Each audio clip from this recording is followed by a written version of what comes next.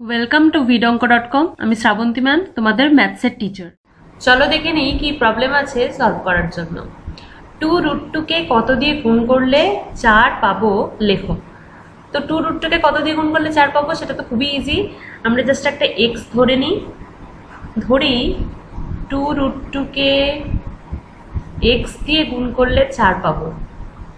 শর্তে কি হবে তাহলে?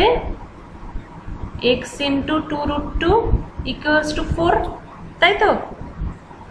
তাহলে x এর ভ্যালুটা আমাদেরকে ফাইন্ড আউট করতে হবে। তার মানে 4/2√2 করতে পারি, বা লব হরতে কি করব, √2 দিয়ে গুণ করি, করণী নিরসন যেটা বলে।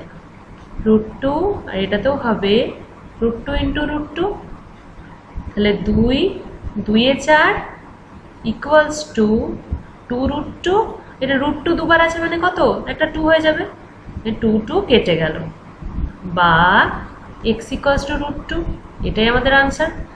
মানে 2√2 কে √2 দিয়ে গুণ করলে 4 আমরা পাবো। দেখো 2√2 কে √2 দিয়ে গুণ করলে 4 পাবো কিনা দেখে নিই, তাহলে বুঝতে পেরে যাবো আমাদের আনসারটা ঠিক আছে। এই √2 কত হবে, একটা 2 হবে, তারপরে 4 পেয়ে গেলাম, তাহলে এটা আমাদের ঠিক আছে আনসার। vidonkoর সাথে যুক্ত থাকার জন্য অনেক ধন্যবাদ। এই ধরনের প্রবলেমের সলিউশন পেতে অবশ্যই আমাদের ওয়েবসাইট ফলো করতে থাকুন।